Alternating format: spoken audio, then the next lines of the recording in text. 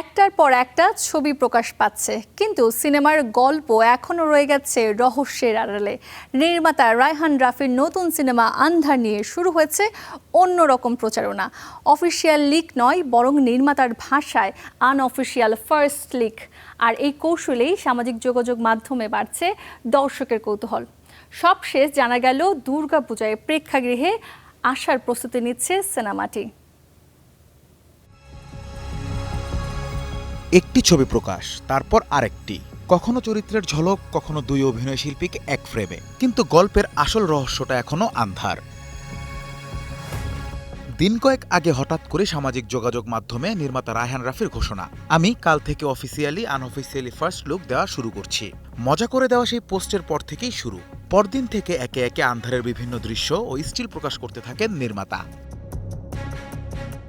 প্রতিটি ছবি যেন দর্শকদের জন্য নতুন ধাঁধা, আর পোস্টের কমেন্ট বক্সে বাড়ছে আলোচনা। অভিনয় শিল্পী ও প্রযোজকদের পাশাপাশি মন্তব্য করছেন সাধারণ দর্শকরাও। তবে এত কিছুর মাঝেও কৌতূহলের জায়গা একটাই, কবে বড় পর্দায় আসছে আন্ধার।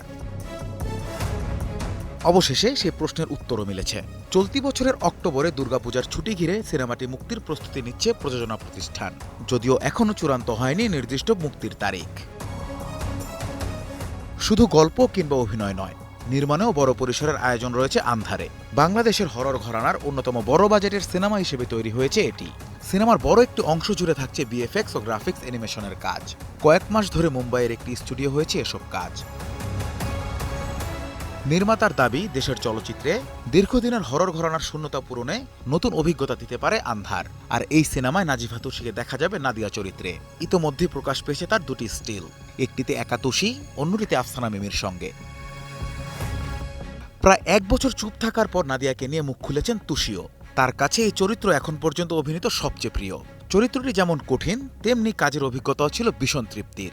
আর আফসানা মিমির সঙ্গে বড় পর্দায় কাজের সুযোগকে সৌভাগ্য হিসেবেই দেখছেন তুষি।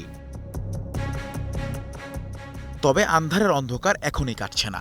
মুক্তির আগে ধাপে ধাপে সামনে আসবে পোস্টার, টিজার ও ট্রেলার। আগামী সেপ্টেম্বরে সার্টিফিকেশন বোর্ডে সিনেমাটি জমা দেওয়ার পরিকল্পনাও রয়েছে। Anas Imran, star entertainment.